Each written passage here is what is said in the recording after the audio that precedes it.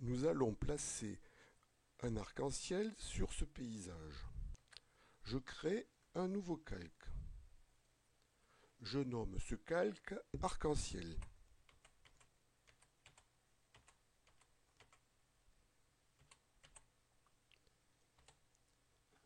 Je clique sur valider. Je vais tirer un guide horizontal et le placer sur mon image. Donc je pourrais aller dans ma réglette, faire un clic gauche et descendre un guide horizontal comme ça a déjà été vu dans d'autres tutoriels. Mais il y a un moyen plus précis de placer les guides. Je vais dans le menu Images,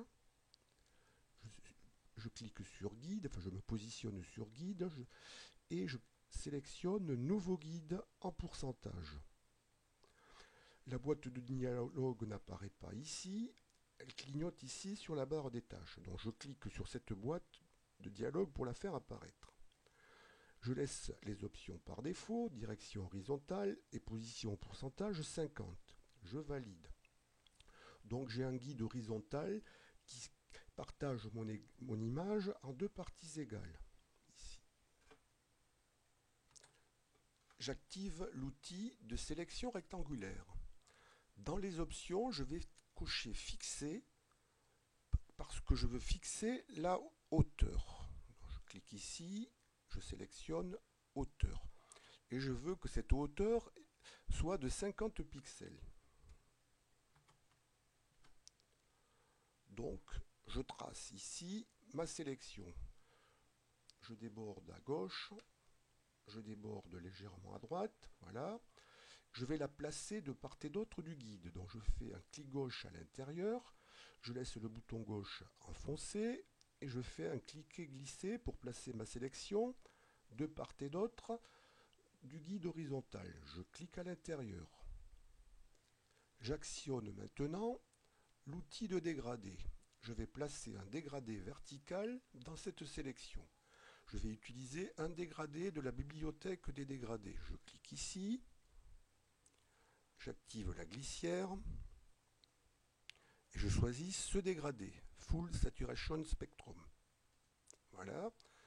Pour que mon dégradé soit bien vertical, il faut je clique ici, mais je vais appuyer sur la touche CTRL. Dès que je démarre, j'appuie sur la touche CTRL du clavier. Le dégradé est parfaitement vertical. Je relâche. Là, j'ai fait une erreur. CTRL Z.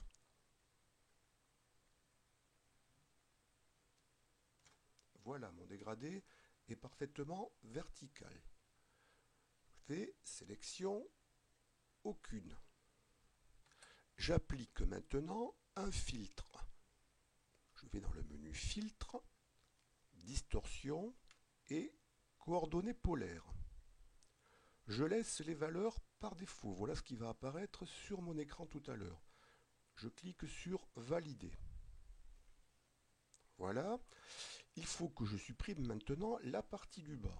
Donc je sélectionne à nouveau l'outil de mise à l'échelle, de sélection rectangulaire. Je décoche fixer.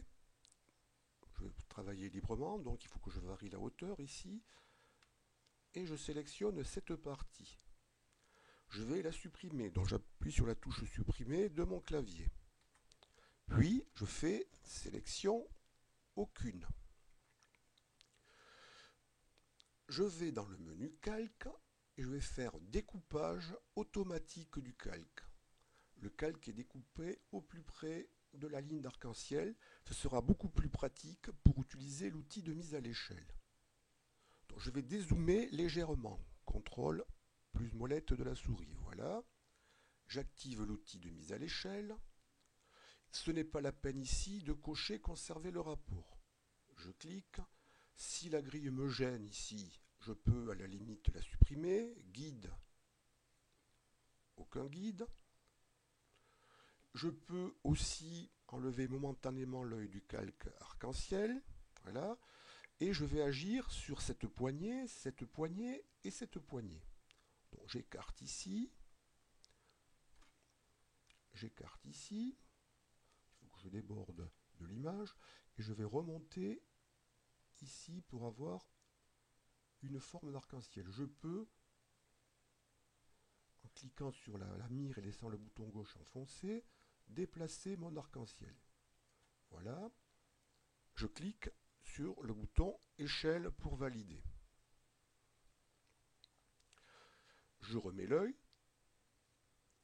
Voilà matérialisé en jaune et noir la taille du calque arc-en-ciel. Je vais demander que ce calque ait les mêmes dimensions que l'image. Donc je retourne dans le menu calque et je fais calque aux dimensions de l'image. Les pointillés en jaune et noir maintenant sont les mêmes que celles du calque chemin et que le canevas. Je peux maintenant enlever mon guide. Menu Image, Guide, enlever tous les guides. Je vais appliquer un flou à cet arc-en-ciel qui est trop net. Donc, filtre, flou, flou gaussien. Je ne vois rien ici dans la partie aperçue. Je clique sur la flèche de déplacement et je me place sur l'arc-en-ciel, quelque part sur l'arc-en-ciel. Je vais appliquer un flou, on va voir, de 35 pixels.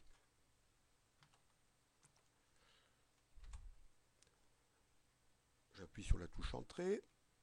Donc, horizontalement et verticalement, il y a un flou de 35 pixels. Voilà ce que ça donne. Je valide. Voilà. Si je trouve que mon arc-en-ciel est encore trop net, je peux jouer sur l'opacité du calque arc-en-ciel en cliquant ici et en baissant l'opacité, en essayant. Voilà. Quand ça me convient, j'arrête mon réglage. Voilà, l'arc-en-ciel est ajouté.